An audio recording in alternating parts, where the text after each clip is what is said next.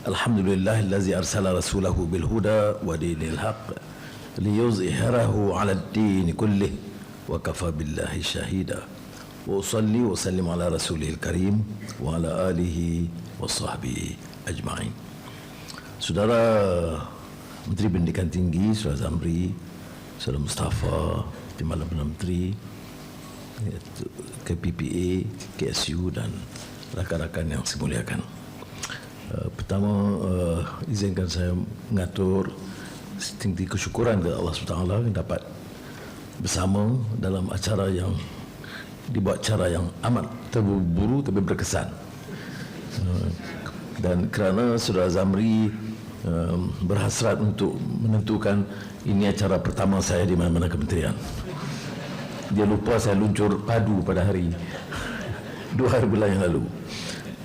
Dan saya terharu kerana kehadiran di seluruh negara dengan notis yang singkat yang menunjukkan kepekaan, komitmen saudara, terutama di kalangan pentadbir dan pejabat awam dan intellectuals dan professors dan pimpinan universiti di seluruh negara. Saya ucap terima kasih dan amat hargai. Dan tradisi ini juga kita lalukan. Kita letakkan menteri dan timbalan menteri dan KSU, tapi tidak bermakna mereka menguasai semua permasalahan. Jadi untuk memulakan tugas mereka, saya sering kali menganjurkan supaya dalam minggu-minggu pertama mereka harus gunakan ruang memberikan sedikit penjelasan dan mendengar keluhan, pandangan, kritikan dan usul yang dikemukakan oleh saudara-saudara yang sudah lama bertapak di dalam dunia pendidikan tinggi. Saudara Khalid Nordin telah memberikan beberapa gagasan, anjuran, di antaranya untuk kepentingan kebajikan mahasiswa, dan saya harap tentunya akan diteruskan oleh saudara Zamri. Dia permasalahan ini rencam. Bila dengar tadi kuliah utama oleh menteri, saya menghimbau juga permasalahannya. Apa permasalahan identiti, permasalahan falsafah pendidikan, keperluan negara, keperluan budaya, kemudian desakan dan tuntutan semasa yang semuanya perlu ditangani dalam dunia pendidikan. Luar biasa. Dan soal itu, kalau sudah tanya, di antara pengalaman saya yang saya anggap sangat mengesankan adalah tugas saya mengajar, mula di Yayasan Anda, kemudian di University Georgetown, Washington DC, dan kemudian menjadi Menteri Pendidikan Malaysia. Satu pengalaman yang sangat bukan saja mengesankan tetapi mendewasakan saya, memberikan kefahaman yang lebih baik dengan begitu banyak wacana dan pendedahan kepada dunia ilmu yang bertukar dengan kadar yang sangat pesat. Sebab itu intisarinya, seperti yang saya ucapkan tahun lalu kepada rakan-rakan di Kementerian Pendidikan, dia seolah-olah kita mau menggapai langit, menolong ke alam pemikiran baru, disiplin yang tidak terjangka pada awalnya. Disinggung tadi artificial intelligence, kita bicara soal energy transition yang tidak sangat relevan 20 tahun yang lalu. Kita bicara soal digital transformation yang bukan menjadi sesuatu hal yang mendesak 20 tahun yang lalu. Kemudian arah tuju dunia perindustrian dengan teknologi tinggi yang tentunya berbeda daripada pelan perindustrian yang lama. Maknanya kita harus menggapai langit. Tetapi dalam kegairahan kita untuk menggapai langit, kita jangan lupa dan tertinggal landasan, kerana kita sebagai negara dengan budaya, dengan faham keagamaan juga yang rencam, harus juga mengakar ke bumi. Dan bagaimana kita harus kekal mengakar ke bumi, teguh dengan landasan asal kita sebagai negara bangsa. Di samping itu nak mencapai dan menggapai langit. Ini tugas saya, hanya menemukan permasalahan. Ini kerja profesor dan Menteri Pendidikan dan Pendidikan Tinggi dan rekan-rekan untuk menjawabnya. Maknanya cabaran itu sangat kritikal. Kalau kita tangguh dan lakukan perencanaan formula seperti mana yang pernah kami lakukan 2-30 tahun yang lalu, kita akan ketinggalan landasan. Sebab itu di Jemaah Menteri saya agak tegas menekankan, kalau kita buat keputusan transisi peralihan tenaga, maka ia harus dilakukan sekarang. Syaratnya minggu depan, keputusannya dalam tempoh 2 bulan. Dia tidak boleh jangkaan biasa 6 bulan 1 tahun. Kalau kita nak wujudkan fakulti Artificial Intelligence, dia tidak boleh umpamanya pergi daripada kajian unit, kemudian jabatan, kemudian fakulti, kemudian Board of Studies, kemudian Kementerian Pendidikan Tinggi 6 bulan, tahun depan mulakan. Kita akan ketinggalan 1 tahun. Dan seluruh pendekatan kita berubah.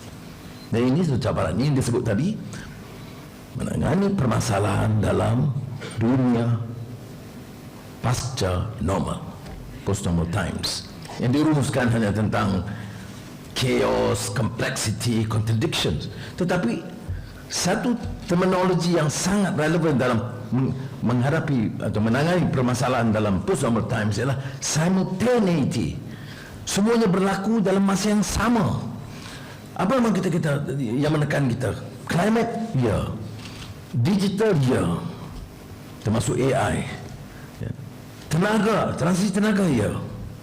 Keperluan penguasaan bahasa, ya. Bahasa kedua, bahasa antarabangsa, ya. Jadi semua cabaran dan permasalahan dan tuntutan itu berlaku dalam masa yang sama, termasuk isu pembenturan idea dan faham yang mesti diselesaikan dalam masa singkat dan segera. Simultaneity yang mendesak kita melaksanakan dengan kadar yang lebih pantas. Kepantasan kita menangani ini akan memungkinkan kita kembali ke tingkat atas dalam persaingan antara negara. Itu kuliah ni faham atau tidak, saya tak tahu. Baik, ini akan memberikan kita suatu pendekatan yang agak realistik. Kalau tidak, wacana kita ini seperti mana pidato menteri biasa, bahawa kita telah capai kejayaan yang membanggakan. Tahap universiti kita sudah tercapai di peringkat yang diiktiraf di dunia, dan mutu pendidikan kita itu nombor 1, mutu kesihatan kita itu nombor 2. Iyakah? Dan apakah boleh kita pertahankan bila kita lihat ketimbang kepesatan perubahan di negara-negara lain? Beberapa dunia di negara Arab, UAE, Arab Saudi yang dianggap lembab puluhan tahun yang lalu, sekarang kepesatan perubahan itu memeranjatkan. Di rantau ASEAN kita agak jauh ke depan tahun 90-an. Dalam beberapa bidang sudah ketinggalan atau hampir ketinggalan. Saya tidak maksudkan sekat Singapura atau Taiwan, tetapi tentunya Indonesia, Thailand, Vietnam. Bila ada beberapa perbincangan dengan potensi pelabur besar, baru-baru ini di San Francisco, mereka bicara, ada kekuatan kita. Jangan kita berikan pandangan seolah kita ini sudah begitu lembab dan lesu dan laih, kalau istilah orang Kedah. Tidak semestinya. Tetapi dalam persaingan kita tak dapat lagi pertahankan kadar kelajuan yang ada. Tidak dapat lagi pertahankan pendekatan pendidikan rendah, menengah, tinggi yang ada. Tidak mungkin lagi menganggap kita ini mampu bersaing kalau kita rasakan yang kita punya sekarang sudah cukup. Jawapan oleh atau saranan oleh negara bakal pelabur di Amerika, tatkala menemui saya dan Menteri MITI, Menteri Luar pada ketika itu ada, dari luar ke dalam sekarang. Mereka mengatakan bahawa di ASEAN ini, Malaysia ini dianggap okey, baik, ada potensi. Tetapi kepesatan perubahan, baik dalam soal digital ataupun transisi atau peralihan tenaga dan kecepatan kelulusan mengatasi beberapa kerana pentadbiran atau birokrasi itu kita agak ketinggalan ketimbang Vietnam umpamanya. Saya berita itu melesukan saya. Balik saya minta dikaji berapa ratus lawatan ke Vietnam. Apa yang kita belajar? Berapa ratus lawatan ke Indonesia, ke Vietnam, ke Thailand. Apa yang kita pelajari? Maka kita harus bukan saja memberi sumbangan, tetapi mempelajari kekuatan perubahan mereka. Apakah ini semua perkara tentang idea baru? Tidak. Tetapi percayalah bagi rakan-rakan yang menguasai disiplin sains sosial, tahu tentang teori McLaren ataupun propensity to change and resistance to change. Ini bukan saja di kalangan orang-orang yang kurang pendidikan di desa, tidak. Resistance to change juga kadang-kadang orang golongan elit, sama ada elit politik atau pentadbir atau yang disebut intellectuals. Ada resistance to change dari kaedah dan cara yang biasa mereka kenal, dan mereka agak yakin dan confident untuk pertahankan cara yang sedemikian. Ya, sebab itu dalam soal tata kelola umpamanya, bila saya asap dengan keras, kalau negara ini mau maju, ekonomi mampan, negara bangkit sebagai negara hebat, betulkan tata kelola. Yang jadi Perdana Menteri atau Menteri Keuangan, menteri-menteri mesti hentikan cara gelojoh memunggah kekayaan negara. And this we will do it firmly and without compromise. Saya address ini kepada public intellectuals kerana saudara faham ini bukan perkara mainan bagi saya. Kerana kalau tidak, ketirisan itu berlaku. Ketirisan buat sekolah boleh tiris, bina universiti boleh bocor, bukan bocor bumbung, bocor kelulusan projek itu. Ya, apalagi projek-projek besar, Tempatan banjir bocor, jalan bawah bocor. Negara apa? Ya, nak didik, sudah didik anak-anak. Ya, di bidang kejuruteraan, bidang teknologi, bidang IT, bidang social science, agama, syariat. Tetapi sistem itu borok. Ini yang disebut tadi, excellence without a soul. Jadi mesti menggapai langit dan mengakar ke bumi. Akar itu budaya kita, bahasa, budaya, akhlak dan nilai. Tetapi permulaannya menerima kekuatan kita dan kelemahan kita. Sebab itu dulu pernah saya popularkan laporan Suruhanjaya yang ditubuhkan oleh Presiden Ronald Reagan, yang berjudul A Nation at Risk. Kalau saudara Google lihat, bayangkan Amerika Syarikat dengan universiti-universiti terkemuka di dunia masih menerbitkan laporan Suruhanjaya Pendidikan Tinggi yang menyebut mengenai negara itu menghadapi risiko kerana kelemahan-kelemahan dalam perancangan, dalam tindakan dan dalam kaedah pendidikan keseluruhannya. Ya. Nanti kan dinukil kata Anwar tiru Amerika, keluar dalam sosial media. Baik, tak apa. Soalnya ialah kalau Amerika Syarikat sendiri dengan kekuatan mereka dalam beberapa bidang, terutama pendidikan, walaupun ada karya Harry Lewis, Excellence Without a Soul, tapi dia ada excellence. Remember, they have that excellence in achieving in academic pursuit. There is unquestionably, undoubtedly, academic excellence. What is lacking is becoming soulless, no compassion, no consideration for the poor, issues of concern to the society outside the campus. Jadi rumusannya excellence without soul. Jangan kita rasa kita ada soul walaupun kurang excellence. Saya bimbang takut excellence pun tidak ada, soul pun mulai runtuh. Maka cabaran bagi kita ialah dari a nation at risk 80-an kepada 2000 lebih excellence without a soul. Itu harus mencabar kita, pemikir, perancang, bagaimana dapat kita latih dan didik anak-anak kita. Saya pernah berpengalaman di antara profesi yang saya paling senang ialah sebagai seorang guru.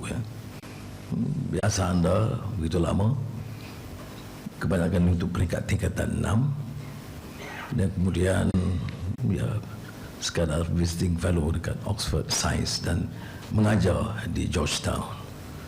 Jadi saya boleh banding umpamanya dengan segala kritikan kita tentang kelemahan sistem pendidikan barat. Ada kekuatan luar biasa tentang kesungguhan, disiplin mahasiswa dan graduan muda dalam menelaah, menghadam, menggali maklumat yang kadang-kadang terkesan kurang di kalangan kita. Dan saya tidak fikir kita boleh bersaing dengan dalam dunia pendidikan China, Taiwan, Finland, negara yang dianggap sudah maju dalam bidang-bidang tertentu. Sekiranya tidak dapat kita bentuk disiplin di kalangan anak-anak muda dan mahasiswa untuk apa yang disebut oleh Sayyidina Ali bin Abi Talib lazzatul ma'rifah ataupun love or scholarship, menimba mencintai ilmu. Jadi apa yang saya nak gagaskan selain daripada mengakui bahawa ada keperluan untuk melancarkan suatu tindakan lebih tegas dan berani dengan kepesatan, baik di universiti, saya cadang kepada Saudara Zamri beri ruang kepada pimpinan universiti, lebih banyak kelonggaran. KPT harus hanya menyelaraskan, mengelakkan pertindihan atau permasalahan, tetapi beri lebih banyak ruang bagi universiti, mencabar mereka dalam 2 tahun melihat program yang lebih baik. Kalau tidak, kita ubah pimpinan.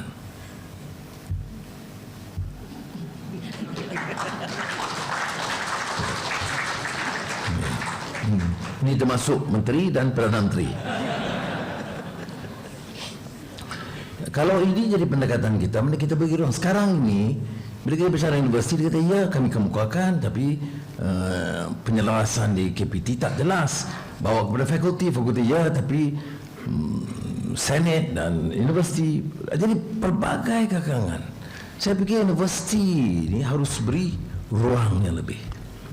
Saya setakat yang saya mampu sebagai Menteri Keuangan memang maksimum dalam keadaan kekangan keuangan sekarang. Hutang 1.5 triliun ringgit. Defisit tahun lalu 56%. Dan saya terpaksa kurangkan defisit kepada 5 kalau tidak pelaburan dan kedudukan ekonomi itu tidak diurus dengan bertanggungjawab. Tapi dalam keadaan gitu, saya nak pastikan supaya kebocoran dan perbelanjaan dan hasil itu meningkat. Setakat ini hasil memang meningkat. Kerana kita cuba baik kita terkelola dan elak kebocoran, baik lembaga hasil dalam negeri, custom dan unit-unit lain. Dan dengan ini, walaupun ada kekangan saya sebut, peruntukan di bidang kependidikan itu menyaksikan peningkatan tertinggi dalam belanjawan 2024. Diikuti oleh Kementerian Kesihatan dan berikutnya Kementerian Pertahanan dan lain-lain. Jadi saya harap dalam menggagaskan idea baru ini ialah menyerahkan mandat saudara selain daripada kekuatan bahasa dan budaya yang sangat integral dengan masyarakat. Tidak mungkin satu dunia dan negara membangun, berkembang, kompromi soal penguasaan bahasa. Jadi kalau kita mula dengan dasar yang cukup jelas di semua universiti, penguasaan bahasa Melayu itu mesti baik. Dan kalau ini sudah diterima sebagai syarat mutlak, termasuk bagi pelajar-pelajar Malaysia di IPTA, ya, maka kalau tidak ada kesenjangan kaya miskin, kesenjangan pendidikan, kalau IPTA sama sekali seolah-olah dia di IPTA di dunia asing, tak mungkin gitu. Kita beri kelonggaran, tetapi sekurang-kurangnya pendidikan asas tentang bahasa itu harus dikuasai, sejarah negara harus diketahui. Itu basic. Kemudian buatlah, terokailah bidang yang dan disiplin baru yang dikehendaki. Kita tidak akan ganggu. Dan kalau ini diterima, maka mensabah bagi kita menumpukan untuk tahun ini dengan syarat bahasa itu dikuasai dengan baik, untuk mula meningkatkan mutu penguasaan bahasa Inggeris di pusat-pusat pendidikan tinggi. Saya fikir hal ini harus dimulakan sekarang juga. Dan pendekatan saya bila kita sekarang bila minggu depan, ya, iaitu dalam kuliah walaupun dalam bahasa, tetapi profesor harus menekankan, ya, buku-buku rujukan dan sebagainya supaya penguasaan kelancaran bahasa Inggeris ditingkatkan. Kita lihat umpamanya perkembangan ini berlaku. Indonesia kekal dengan kekuatan bahasa Indonesia, bahasa Thai di Thailand, tetapi anak-anak muda di universiti tempatan mereka yang memulai menguasai bahasa Inggeris yang begitu baik, itu di beberapa universiti sudah mengatasi kekuatan Inggeris di negara kita.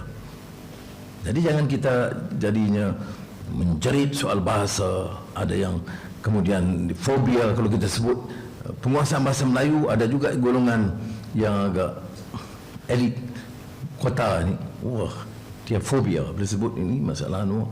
Bila saya sebut kalau kamu tu syarikat tempatan rakyat Malaysia, tulis surat kepada saya bahasa Melayu lah, itu pun ada fobia. Sudah ada unsur-unsur ekstrim. Dia ingat dia ini Presiden PBM MUM lagi. Dia lupa dia sudah jaga semua rakyat. Kemudian ada yang mengatakan, oh ini kerana nak jawab tuntutan golongan Islam dan Melayu pembangkang. Tak betul. Sudah lihat hidup saya, daripada saya sepanjang masa di universiti, saya tidak pernah kompromi soal penguasaan bahasa yang baik, ya. Tetapi saya tidak ada, ini bukan zero sum game, ya. Promote bahasa Inggeris at the expense of Malay, promote Malay at the expense of English. Ini outmoded view. Dalam pendidikan, terutama pendidikan tinggi, kebanyakan universiti di dunia menekankan penguasaan lebih dari satu bahasa. Jadi ini di antara yang penting. Kemudian tentulah soal transformasi digital dan IT dan AI. Dan AI pun ada cabaran dia sendiri. Bila kita melihat AI itu ada cabaran dia. Apa cabaran dia? Cabaran dia soal nilai. Sebab itu bagi dalam madani ini, bagi saya soal nilai, soal akhlak itu sangat penting, ya. Sebab AI itu ada kelemahan-kelemahan dia. Bagi saudara saya percaya sebagian saudara lebih familiar menguasai bidang ini. Tapi dalam semua kajian dia ada bias dia jelas. Di Amerika kajian tentang AI, tentang dia objektiviti tidak. Di antara kulit putih kulit hitam dia lebih objektif memilih kulit putih. Kerana apa yang dimasukkan itu penting. Sebab itu dalam perbincangan saya dengan Nvidia Lawrence baru ini, saya bangkitkan perkara ini. Our concern, saya kata, is the issue of values in our belief system, of course in Islam, or religious values, which is not necessarily accepted in the West because it's total either laicite, like the French, or total absolute secular views, which we do not regard as pertinent. And this invariably will affect our understanding and our younger generation's view when they start mastering AI. You know, his input is to me very pertinent. He said, as long as you control the discipline, the input is yours, not the Americans. You make sure that your values, culture, religions are being given some preference in the content, and that would invariably influence what AI has to say. It sounds partly Greek to me, tetapi tentunya ia memerlukan kepakaran yang sensitif dengan fahaman masyarakat, budaya masyarakat. Jadi dalam saudara dalam kegairahan umpamanya menerapkan disiplin baru, jangan ketinggalan akar. Saya bimbang itu. Jadi saya harap dalam, kalau saya tidak ulang isu Madani kerana saya harap sebahagian saudara dah teliti, Hazam, boleh tegur, boleh kritik bila saya lontarkan idea itu pun saya katakan saya terima kalau ada tegur-teguran, terutama di kalangan sarjana dan intellectuals, termasuk kritikan saya tidak ada masalah. Tapi janganlah kritik semasa bila dah tamat dan tidak disambung jawatan terus menjadi pengkritik, tak kena lah. Itu tidak objektif lagi. Boleh kritik sekarang, naib chancellor boleh, rektor boleh kritik dengan yang membina, tetapi kalau tidak dia jadi yang disebut oleh Hussein Alatas berbalik semua. Itu bukan kritik, itu kritik bebal, beda dia. Baik, jadi saya harap kita jadikan wacana ini wacana yang agak lebih terbuka, dan saya tak mahu apa ni melebih-lebihkan ya, harapan, tapi kenyataan yang benar adalah berilah peluang kepada negara ini ya, berilah kesempatan kita bersama. Ini kesempatan terbaik untuk kita lakukan anjakan daripada kebiasaan lalu, baik tata kelola, baik perbincangan. Orang bicara soal sekarang digital transformation, kita duduk bergaduh soal ya, kalau saya sebutkan lagi sensitif, mana titik bengek ni, tak usahlah. Dan kita pantas kira nak hukum orang saja, silap sikit sesat, kafir, munafik, liberal, walaupun kalau tanya dia apa maksud dia tak faham ya, saya tak fikir orang tu faham ya. Padahal dalam rukun negara tu dia sebut liberal, konteksnya lain daripada liberalism dari segi ideologi. Tapi oleh kerana dengar hanya tazkirah 10 minit dan jadi pakar, jadi masalah. Tapi saya ingat tak apa, pokoknya bagi saudara di kalangan pemikir bangsa harus melihat keutamaannya. Keutamaannya adalah mengangkat martabat bangsa dan negara. Keutamaannya adalah menggunakan ruang perbaiki kelemahan-kelemahan kita. Keutamaannya mendidik anak-anak kita supaya dalam 5 tahun, 10 tahun mereka bersaing yakin dengan negara-negara maju di dunia ini. Ini yang harus diberikan tumpuan, dan yang lain-lain soal titik bengek itu boleh diketepikan. Tidak mudah, tapi saya yakin insya-Allah kerana kekuatan kerajaan perpaduan Madani sekarang ini, walaupun dia rencam ya, coalition dari pelbagai parti dan sejarah kefahaman, Surah Zamri ada di sini. Saya belum hadapi satu pun masalah besar tatkala merangka keutamaan-keutamaan penting, baik Madani dari dasar atau ekonomi atau pelaburan atau digital atau tenaga ya.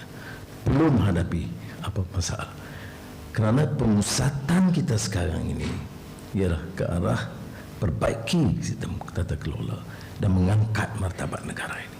Saya yakin beri masa 2 tahun, 3 tahun, kalau ada proses dengan kepesatan dan komitmen yang ada di kalangan pejabat awam, di kalangan sarjana dan tentunya pimpinan politik, saya yakin insya-Allah Malaysia akan berubah wajah sebagai negara yang maju dan lebih bergaya, insya-Allah. Assalamualaikum warahmatullahi wabarakatuh.